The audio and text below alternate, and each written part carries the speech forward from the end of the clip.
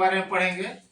दिल्ली सल्तनत में बहुत सारा वंश है, जैसे पहले स्टार्टिंग गुलाम वंश, उसके बाद खिलजी वंश, तुगलक वंश, सैयद वंश और अंतिम आता है लोधी वंश। लेकिन स्टार्टिंग में हम लोग स्टार्ट करेंगे गुलाम वंश में। तो गुलाम वंश का कार्यकाल कब से कब था, किसी को मालूम है? 1206 से 1290। बहुत बढ़िया, 1206 से 1290 ईस्वी तक गुलाम वंश में बहुत सारा शासक आया। इसमें कोई फेमस भी हुआ, किसी का नाम उतना इतिहास में नहीं प्रचलित हुआ। जो फेमस है वही हम लोग पढ़ेंगे, जो ज्ञान की दृष्टि से महत्वपूर्ण है। तो स्टार्टिंग करते हैं कुतुबुद्दीन ऐबक से। 1206 से 1210। सही है, कुतुबुद्दीन ऐबक का शासनकाल 1206 से लेकर 1210 तक था। इसके बारे में हम लोग जानते हैं कि कुतुबुद्दीन ऐबक जो था, सिंहासन पर बैठने से पहले सुल्तान की उपाधि धारण नहीं किया था, ठीक है, बल्कि केवल मलिक और सिपहलसार की उपाधि से वो संतुष्ट था। ठीक, उसके बाद हम लोग इसकी राजधानी जानेंगे कि कुतुबुद्दीन ऐबक जो था उसकी राजधानी कहाँ थी? लाहौर थी। ठीक, उसकी उदारता के कारण कुतुबुद्दीन ऐबक को लाल बख्श की उपाधि से सभी लोग जानते थे, या सब लोग उसको लाल बख्श उपाधि देते थे। ऐसा क्यों उसको लाल बख्श दिया? दान देने वाला है। क्योंकि जब वह किसी भी युद्ध में विजयी पाता था तो जितना भी वहां का सोना चांदी लूटता था, आते समय जनता में दान करता था। जनता में एक साथ साथ सैनिक को भी दान देता था, इसीलिए उसे लोग लाल बख्श की उपाधि दे दिए थे। ठीक, उसके बाद हम लोग उसके बारे में पढ़ेंगे। कुतुबुद्दीन ऐबक में प्रसिद्ध सूफी संत थे ख्वाजा कुतुबुद्दीन बख्तियार काकी। ख्वाजा कुतुबुद्दीन बख्तियार काकी को कुतुबुद्दीन ऐबक कहाँ भेजा था, किसी को मालूम है? लाहौर, बिहार में भेजा था। बिहार में जितना भी स्मारक है, इमारत है, उसको ध्वंस करने का कार्य यही किया था कुतुबुद्दीन बख्तियार काकी। ठीक, नालंदा, जैसे मैं नालंदा विश्वविद्यालय से ही बोले, नालंदा विश्वविद्यालय को ध्वस्त करने का कौन दिया था? बख्तियार काकी। बख्तियार काकी कौन था, अभी पढ़ाया ना, बताइए। वह का सेनापति था। सेनापति कहिए चाहे सेनानायक कहिए।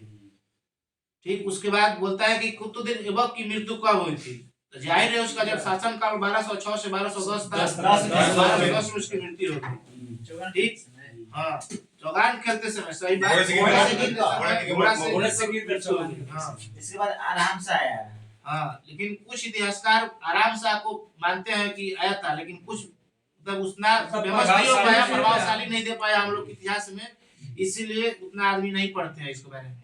लेकिन आराम शाह कुतुबुद्दीन ऐबक के बाद आया था। फेमस जो है इल्तुतमिश है। इल्तुतमिश का शासनकाल पूछता है 1036। बहुत बढ़िया।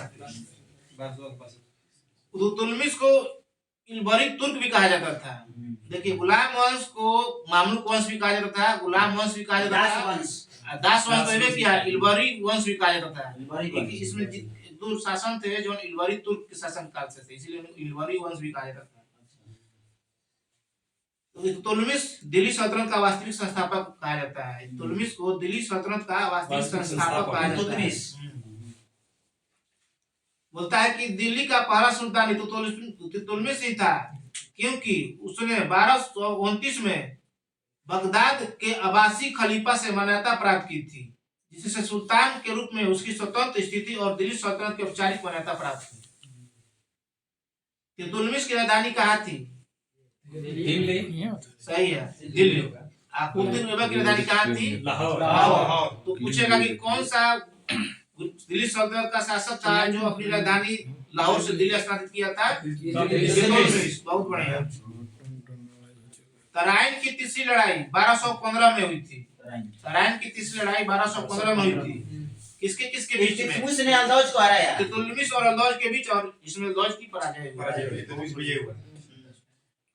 एक देता है क्वेश्चन, पूछता है कि 40 दल का संगठन देता है तुर्क के चहलगानी, यानी 40 दल का संगठन इल्तुतमिश ने चालू किया था। बहुत बढ़िया। इसमें उसी लोग को रहता था जो उसके एकदम करीबी विश्वसनीय थे, नहीं कि किसी को नहीं, जो विश्वसनीय तो उसी को रहता था।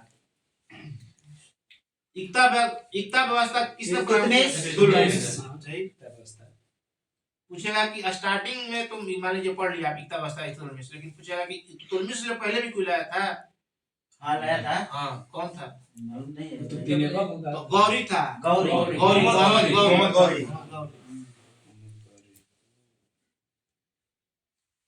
मुद्रा व्यवस्था को सुधारने के लिए चांदी एवं टक्का जैसे सिक्का चलाया था। इल्तुतमिश। हाँ, तांबे के सिक्कों को जीतल कहा जाता था। हाँ, ठीक, और शुद्ध अरबी सिक्के भी उसी ने। नया का घंटा इल्तुतमिश स्टार्ट किया था अपने दरबार में। हाँ। उसके बाद इल्तुतमिश के बाद कौन आता है? यहाँ रजिया सुल्तान उसकी बेटी। रजिया सुल्तान उसकी बेटी आती है, लेकिन उसका बेटा उससे भी पहले का रुकनुद्दीन आया था, रुकनुद्दीन। रुकनुद्दीन फिरोज। फिरोज रुकनुद्दीन फिरोज 1236 से ओकरो फेमस कुछ नहीं है। हाँ, फेमस नहीं है इसीलिए। 1236 से 36 से 40। एक और फेमस पूछता है क्वेश्चन कि दिल्ली सल्तनत में किसे गुलामों का गुलाम कहा जाता है? इल्तुतमिश। गुलामों का गुलाम। ये क्यों गुलामों को गुलाम कहा जाता था, आप बता सकते हैं? काहे ना कि इसका सबसे वास्तविक संस्थापक यही था। देखिए, जैसे कुतुबुद्दीन ऐबक एक ऑलरेडी गुलाम था, गुलाम था। ठीक, वो गुलाम था, इल्तुतमिश उसका गुलाम था, तो इसीलिए इल्तुतमिश को गुलाम कहा जाता है। अब कोई बताएगा कुतुबुद्दीन ऐबक किसका गुलाम था? कुतुबुद्दीन ऐबक कोई बताएगा? मोहम्मद गौरी का। मोहम्मद गौरी का गुलाम कौन था? कुतुबुद्दीन ऐबक। तो उसके बाद आता है इल्तुतमिश के बाद रुकनुद्दीन फिरोज, लेकिन इसका कोई खास हिस्ट्री में वर्चस्व नहीं है, इसीलिए इसको हम लोग नहीं पढ़ते, नेगलेक्ट करते हैं इस टॉपिक को। आगे पढ़ेंगे रजिया सुल्तान। 36 से 40। इसका डेट बहुत